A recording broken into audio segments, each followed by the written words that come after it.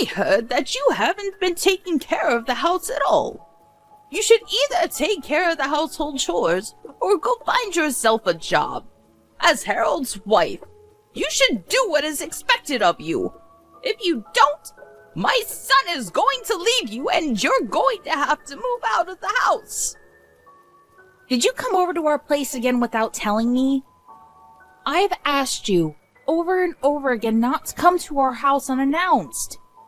I would appreciate it if you let me know beforehand.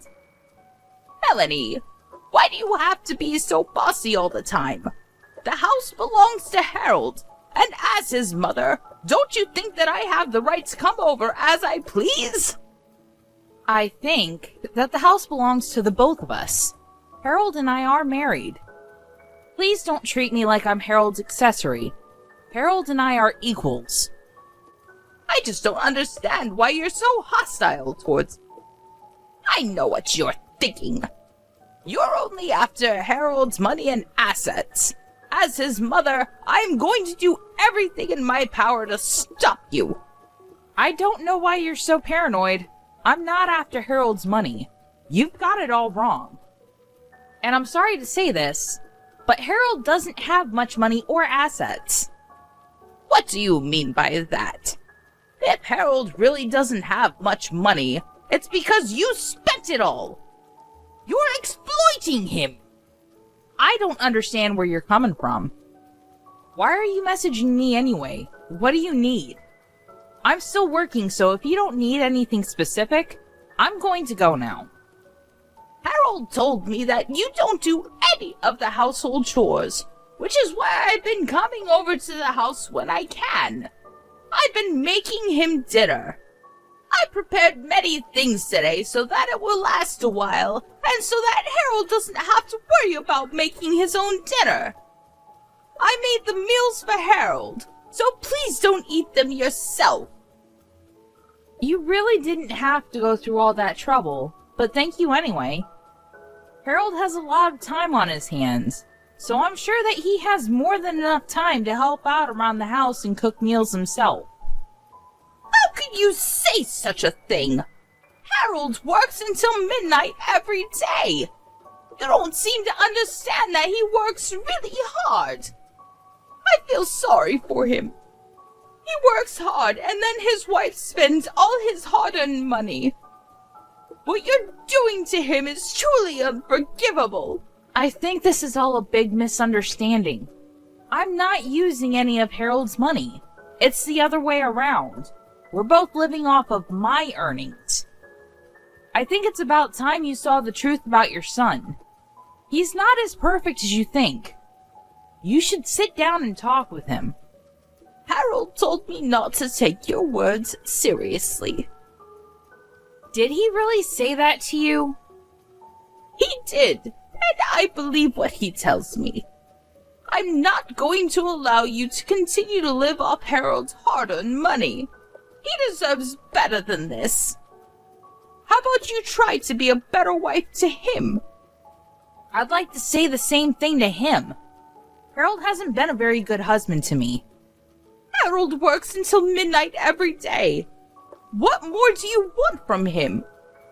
Don't you care about his health and well-being? You should treat him with a little more respect. Okay, fine. If you agree with what I'm saying, you need to start behaving the way that I want you to as well. I realize that this is just a waste of time to keep on talking to you like this. A waste of time? I'm busy with work now, so please stop messaging me. Bye. Oh, and please let me know in advance the next time you plan to come over to our house. Why didn't you come home last night? Were you working through the night? That's right. I just got off work, so I'll come home in a bit. I know that you let your mother come over to our house again. I asked you to tell me when she comes over. Why did you try to hide it from me? I wasn't hiding anything. Besides, why do I have to let you know every time my mother comes over? She's my mother, not some stranger. Even if it's your mother, I'd like to know in advance. I don't like people showing up at our house unannounced. Well, it's my house too. I don't always have to follow your rules. It's my mother. You have nothing to worry about. Why do you care so much? I don't get along with your mother well. I'd rather she not show up at our house. Let me know the next time you plan on having her over. Okay, whatever. By the way, I need some money. Will you give me some, please? Why? What happened to the salary that you earned? It's not payday just yet. I have a couple more days to go. I need some money before then, so please. You'd better not go gambling again with my hard-earned money. I won't, I promise. You got nothing to worry about. I think that I have every reason to be worried. I won't forgive you if I find out later that you used my money on gambling. I need $1,000. I am not going to give you such a large amount of money. I'd like to make some time to sit down with your mother and talk, the three of us. I can't continue to go on like this. I need to go. Later. Just leave the money that I asked you for at home. I really need the money. Are you even listening to me? I felt so bad for Harold, so I did the best thing that I could for him as his mother. Please don't try to control him anymore. What? I realized after going to your house a couple of times, Harold needs me more than he needs you. I don't understand where this is coming from. What are you talking about? I want you to pack up your things and move out of the house. I can't have you living off Harold anymore like some parasite. You're not making any sense to me right now. Tell me what's going on. I need you to explain it to me. You guys are divorced now. What the hell? Why am I hearing about this from you and not Harold? I found the divorce papers at your house, so I took the liberty of filing them for you. It's what you wanted, right? Seeing that you had the divorce papers filled out and ready. Does this mean that you went into our bedroom and went through our stuff? How could you? You're right. I did have the divorce papers ready. I knew that things with Harold and I weren't going well, and I wanted the option of ending our marriage if it ended up being the case. Well, I filed them for you, so there's no need for you to worry about that anymore. You and Harold are back to being strangers now. That's why I'm asking you to pack up your things and move out. I cannot believe that you filed the divorce papers without asking our permission. What you did is ludicrous. I didn't expect you to take things this far. Well, I couldn't bear to see Harold so unhappy in his marriage anymore. You should be grateful that Harold put up with you for so long and let you stay in his beautiful home. It's now time for you to leave. I don't understand why you're so self-righteous. Are you sure that you made the right choice here? Harold is going to be the one to suffer if I leave him. I'll be just fine on my own. You're going to regret the fact that you filed those papers. I'm not going to regret anything. It was the best thing for Harold. Don't you know how much Harold makes in a month? His monthly salary is $10,000. Are you sure about that? I'm the one preparing all of his meals right now, and if you stop taking his money, his entire salary will be mine. That's why we're both happy to see you go. I don't know why Harold married you in the first place. You didn't do anything for him, and all you do is spend his money. Now hurry up and leave our house. I want you out of here ASAP. Okay, fine. I'll move out as you wish.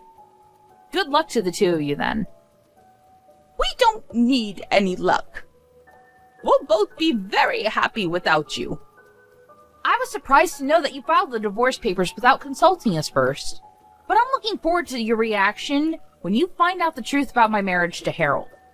What do you mean by that? Let me just say this. I'm thrilled to be moving out. Thank you for filing the divorce papers. It was my pleasure. Now, please leave. Harold and I are both so excited to start a new life without you. Well, good for you. It was nice knowing the both of you. Goodbye. Melanie, may I have a word with you? There's something that I want to check with you. I'm sorry, but I have nothing to say to you. Bye. Wait a second. There's no need for you to be so rude to me. It's about the rent. What about the rent? The lease agreement has been changed over to your name now, so there's really no need for you to involve me. Yes. When did you change the name of the lease over to me? You could have told me about that.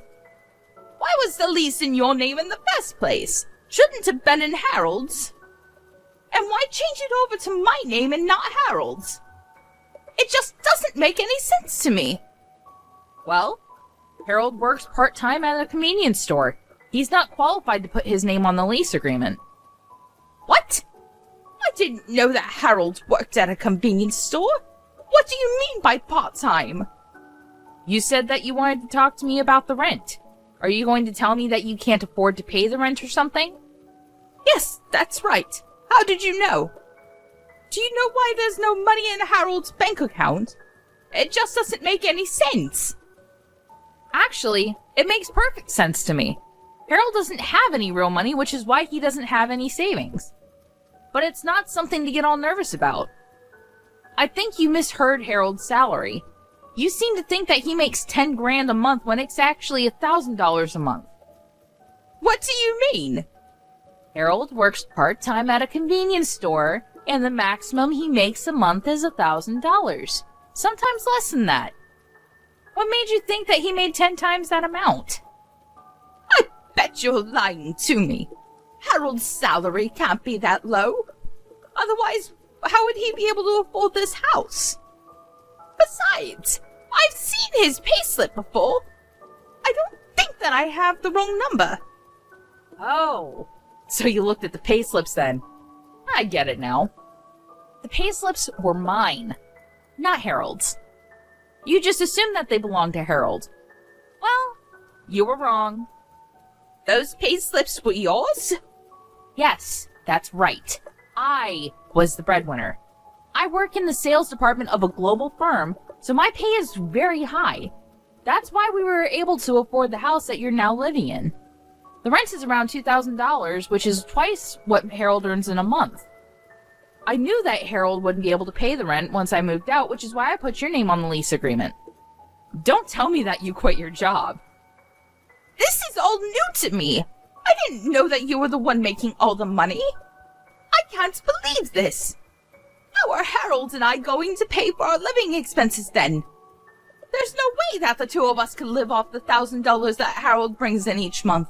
I thought he made 10 times that amount, which is why I quit my job. And I just finished selling my house. Did the proceeds from selling the house get wired to Harold's bank account by any chance? Yes. Is that a problem? I'm not good with money, so I had Harold take care of it all. He was more than happy to. Well, I bet he's gambled all that money already. What? I have a stable job, and I have no money troubles like Harold. I didn't need him in my life to live happily. Harold used to have a good job, but then he embezzled some money and got caught.